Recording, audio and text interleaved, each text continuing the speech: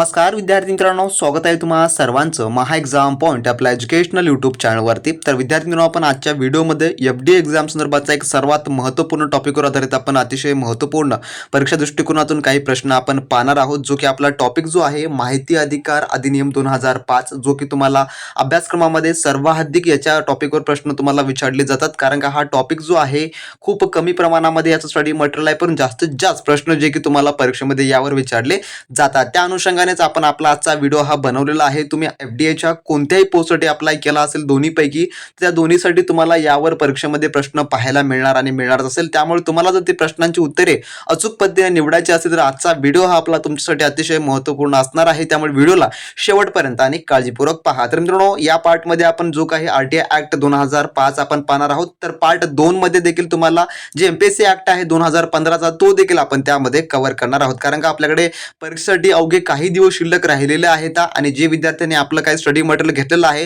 त्यांना तर आपण वारंवार सर्व काही स्टडी मटेरियल आपण पुरवत आहोत, ज्यामध्ये आज चालू घडामोडीची वन लाइनरची पीडीएफ देखील आपण उपलब्ध करून दिलेली आहे.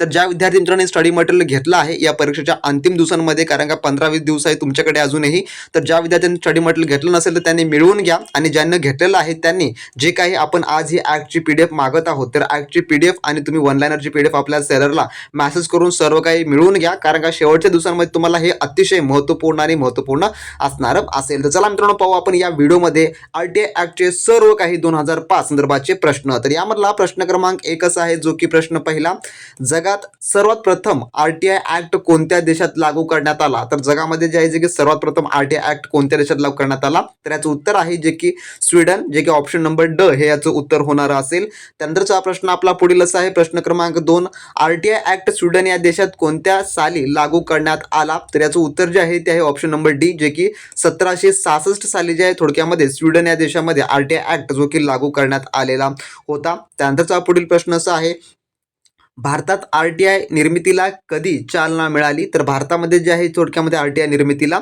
तर याचं उत्तर आहे जे की 1990 नंतर, ऑप्शन नंबर ड या ठिकाणी याचं उत्तर होणार असेल. त्यानंतरचा पुढील प्रश्न जो की प्रश्न 4 असा आहे, आरटीआय निर्मितीमध्ये राजस्थान राज्यामध्ये किसान मजदूर संघटनेचे प्रयत्न कोणी केले? तर याचं उत्तर आहे जे की ऑप्शन नंबर सी, जे की अरुणा रॉय यांनी जे आहे ते की प्रयत्न केलेला होता. आणि तुम्हाला परीक्षेमध्ये 100% या टॉपिकवर स्पेशली आरटीआय ऍक्ट 2005 वर जे की 3 ते 4 प्रश्न तर फिक्स तुम्हाला पाहायला मिळणार आणि मिळणारच असतील. त्यामुळे हे सर्व प्रश्न इम्पॉर्टंट आहेत, एक्झाम ओरिएंटेड आहेत, त्यामुळे तुम्ही या प्रश्नांना खूप काळजीपूर्वक पहा. त्यानंतर प्रश्न 5वा असा आहे, भारतामध्ये पहिला आरटीआय कोणत्या राज्यात लागू झाला? तर याचं उत्तर आहे जे की ऑप्शन नंबर सी, तामिळनाडू. तर तामिळनाडू या राज्यामध्ये आरटीआय सर्वात प्रथम जे आहे भारतामध्ये लागू करण्यात आला, जो की सर्वात आयएमपी प्रश्न आहे. तोंडपाठ करून ठेवा तुम्ही, हा प्रश्न विचारला जाऊ शकतो. त्यानंतरचा प्रश्न 6वा आपला असा आहे, भारतामध्ये सर्वप्रथम कोणत्या साली आरटीआय तामिळनाडूमध्ये लागू झाला? तर आरटीआय ऍक्ट तामिळनाडूमध्ये कोणत्या साली लागू झाला होता? तर याचं जे उत्तर आहे ते आहे थोडक्यामध्ये ऑप्शन नंबर डी, 1997 साली जे आहे थोडक्यात लागू करण्यात आलेला होता. त्यानंतरचा प्रश्न 7वा आपला, भारतामध्ये दुसरा आरटीआय ऍक्ट कोणत्या जे की राज्यात लागू करण्यात आला होता? तर दुसरा क्रमांकाचं राज्य कोणतं आहे ज्या राज्यामध्ये आरटीआय लागू करण्यात आला होता? तर ते आहे जे की गोवा, ऑप्शन नंबर डी. तर गोवा राज्य जे आहे जे की दुसऱ्या क्रमांकाचं राज्य आहे जे की आरटीआय ऍक्ट लागू होणारा. पहिलं राज्य आहे तामिळनाडू. हे 2 राज्य तुम्ही लक्षात ठेवून घ्या, कारण का पहिला दुसरं विचारलं तर विचारू शकते, टीसीएस कसाही प्रश्न तुम्हाला विचारू शकतं. त्यानंतरचा प्रश्न आपला पुढील 8वा असा आहे, महाराष्ट्रामध्ये आरटीआय केव्हा लागू करण्यात आला? तर एक या प्रश्नामध्ये थोडक्यात कन्फ्युजन आहे, मी ते कन्फ्युजन दूर करतो. तर थोडक्यामध्ये या ठिकाणी ऑप्शन नंबर सी जे की 2002 आहे. तर आता तुम्ही गुगल सर्च केल्यानंतर तुम्हाला 2005 त्या ठिकाणी दिसेल. तर महाराष्ट्र माहिती अधिकार नियम हा जो आहे थोडक्यामध्ये 2002 सालचा आहे. महाराष्ट्र माहिती अधिकार नियम, जे की महाराष्ट्रामध्ये आरटीआय ज्यावेळेस नव्हतं त्यावेळेस महाराष्ट्र माहिती अधिकार अधिनियम 2002 हा होता. त्याचंच आपण याविषयी या प्रश्नामध्ये आपण पाहिलेलं उत्तर आहे 2002. कोणता होता? महाराष्ट्र माहिती अधिकार अधिनियम हा होता 2002 चा होता.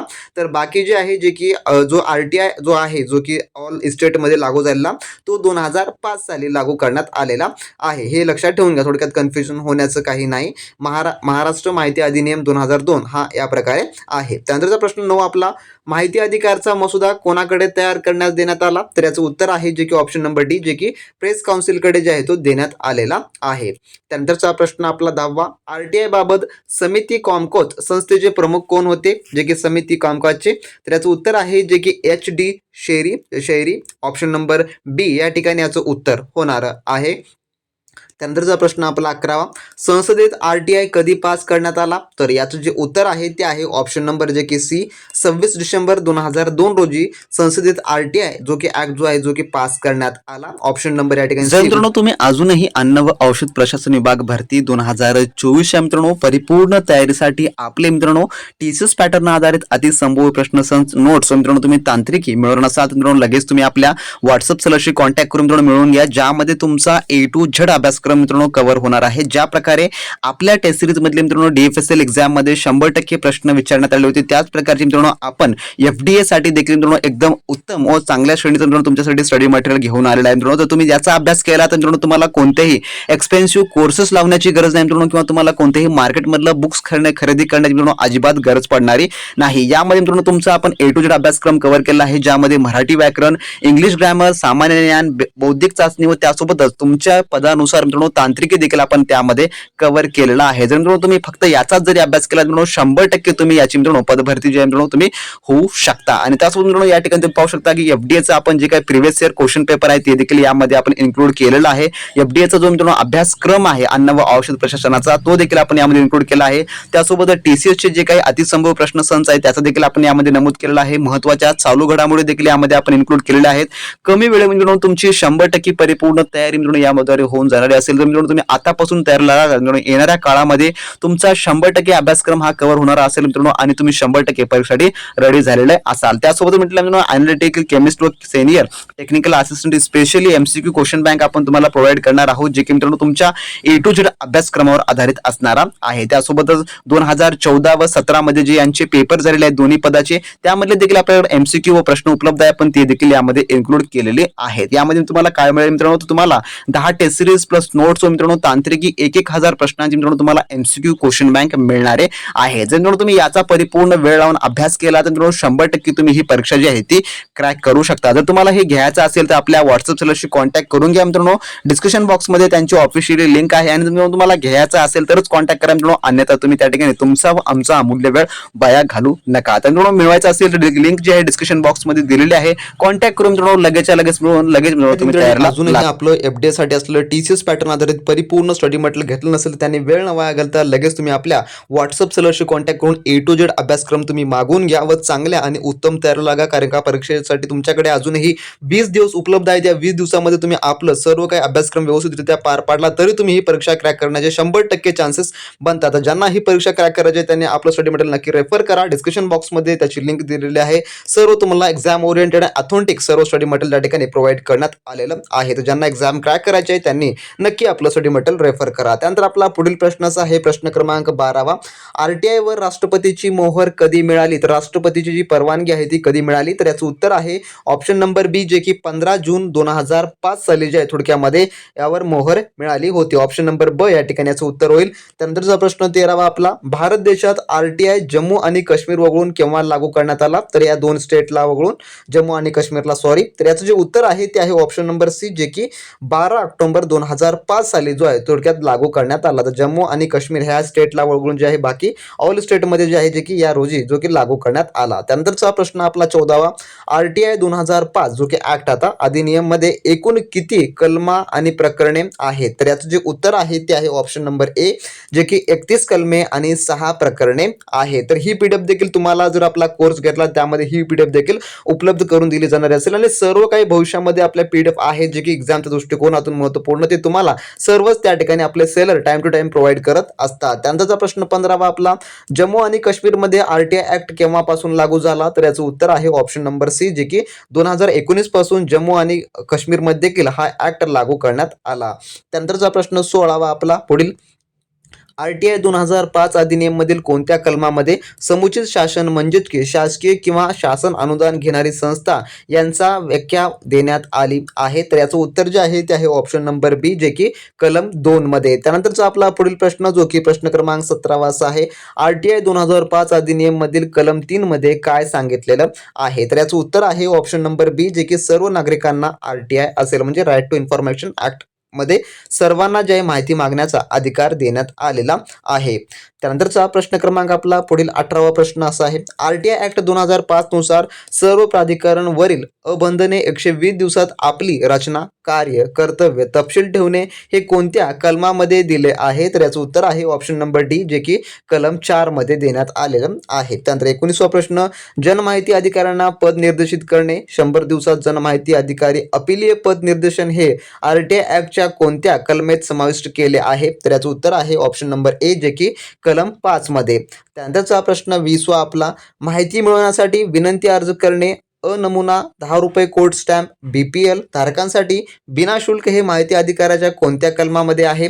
तर याचं जे उत्तर आहे ते आहे ऑप्शन नंबर बी, जे की कलम 6 मध्ये. तर तुम्हाला परीक्षेमध्ये कलमावर आधारित देखील प्रश्न येऊ शकतो, त्यामुळे आपण सर्वच टॉपिक्स यामध्ये कव्हर केलेली आहेत. म्हणजेच का व्हिडिओ तुमच्यासाठी अंतिम व्हिडिओ असणार असेल तयारीच्या दृष्टिकोनातून, त्यामुळे प्रत्येक प्रश्न हा तुम्ही काळजीपूर्वक पहा. त्यानंतरचा प्रश्न 21वा आपला, कलम 7 नुसार RTI अर्ज किती दिवसात निकाली काढावा लागतो? तर याचं उत्तर आहे ऑप्शन नंबर डी, जे की 30 दिवसामध्ये निकाली काढावा लागतो. त्यानंतरचा प्रश्न आपला 22वा, RTI अर्ज 3 दिवसात निकाली न काढल्यास किती रुपये दंड आकारला जातो? तर याचं उत्तर आहे ऑप्शन नंबर बी, जे की प्रतिदिन 250 रुपये एवढा जो आहे जो की दंड आकारला जातो.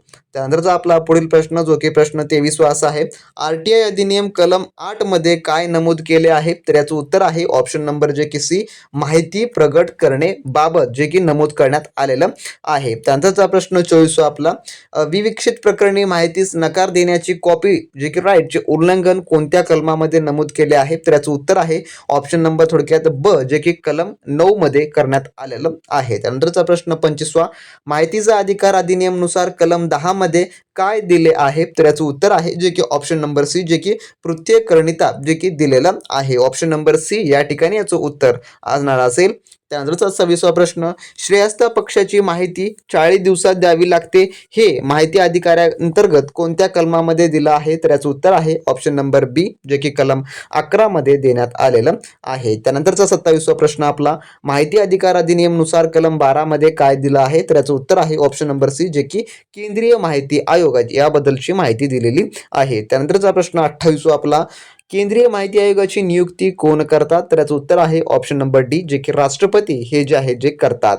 त्यानंतरचा आपला 29वा प्रश्न असा आहे, केंद्र व राज्य विधिमंडळाच्या सदस्य असणार नाही आणि राजकीय पक्ष व उद्योग व्यापारात संबंध नसणार असे नियम कोणासाठी आहेत? तर याचं उत्तर आहे जे की ऑप्शन नंबर बी, माहिती आयुक्तास आहेत हे नियम. त्यानंतरचा प्रश्न 30वा आपला, पदविधी माहिती अधिकार अधिनियम नुसार कोणत्या कलमामध्ये दिलं आहे? तर याचं उत्तर आहे ऑप्शन नंबर सी, जे की कलम 13 मध्ये ही माहिती जे काय थोडक्यात हे अधिकार जे की देण्यात आलेला आहे.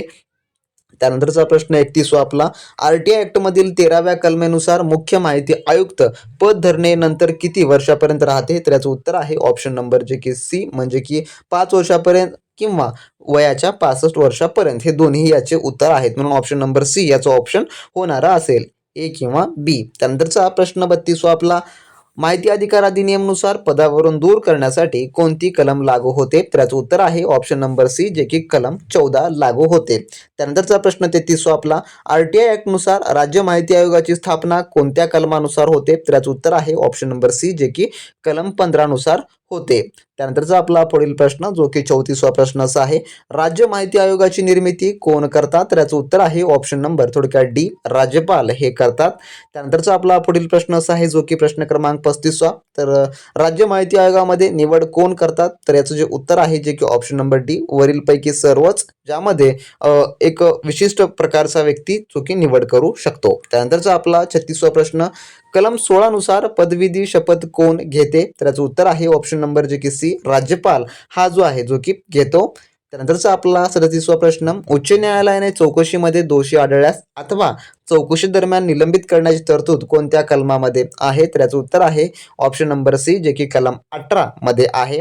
त्यानंतरचा आपला 38वा प्रश्न, माहिती अधिकार अधिनियमनुसार कलम 18 मध्ये काय नमूद आहे? तर याचं उत्तर आहे ऑप्शन नंबर सी, जे की माहिती आयोगाचे अधिकार व कार्य हे जे आहे 18 मध्ये नमूद आहे. त्यानंतरचा आपला 39वा प्रश्न, कलम 19 मध्ये काय नमूद आहे केलेलं? तर याचं उत्तर आहे ऑप्शन नंबर अ, जे की अपील ब हे जे आहे जे की नमूद आहे. त्यानंतरचा आपला पुढील 40वा प्रश्न असा आहे, माहितीच्या अधिकारात कोणत्या कलमेनुसार चुकीची माहिती दिल्यास अथवा माहिती उशीर केल्यास प्रतिदिन दंड 250 रुपये अशी शास्ती दिली आहे? तर याचं उत्तर आहे जे की कलम 20 मध्ये जे आहे जे की दिलेलं आहे, म्हणजे की ऑप्शन नंबर सी हे याचं उत्तर जे होणार असेल. तर विद्यार्थी मित्रांनो, असे हे आपल्या आजच्या भाग 1 मधील टॉप 40 क्वेश्चन होते जे की आपण कव्हर केलेले आहेत. तर या पूर्वीचे आपण पुढील प्रश्न नेक्स्ट भाग 2 मध्ये देखील आपण कव्हर करणार आहोत आणि नेक्स्ट भाग जे आहे उद्याला सकाळी ठीक 10 वाजेपर्यंत आपल्या चॅनलवर अपलोड करण्यात येणार असेल. आणि ज्या विद्यार्थी मित्रांना ही सर्व काही PDF हवे असेल त्यांनी जर आपला कोर्स घेतला असेल स्टडी मटेरियलचा, त्यांनी आपल्या लगेच व्हॉट्सअप सेलरशी कॉन्टॅक्ट करून ही PDFs लवकरात लवकर माळून घ्या. त्यामध्ये आपण भाग 1 आणि भाग 2 चे सर्व प्रश्न आपण इन्क्लूड करून घेतलेले आहेत. आणि ज्या विद्यार्थी मित्रांना FDAचं सर्व काही स्टडी मटेरियल हवं असेल, त्यांना या उर्वरित दिवसांमध्ये देखील अभ्यासक्रम पूर्ण करायचा असेल, तर त्यांनी नक्की आपलं सर्व काही क्रॅश कोर्स मागवून घ्या, जो की अफोर्डेबल आहे सर्वांसाठीच आणि अतिशय उपयुक्त देखील आहे. त्यांना ही परीक्षा क्रॅक करायची असेल त्यांनी नक्की आपल्या सेलरशी कॉन्टॅक्ट करून सर्व काही मिळवून घ्या. भेटूया नेक्स्ट व्हिडिओमध्ये नवीन माहिती सोबत, नवीन काही अपडेट सोबत. तोपर्यंत बी प्रॅक्टिस क्रॅक एक्झाम.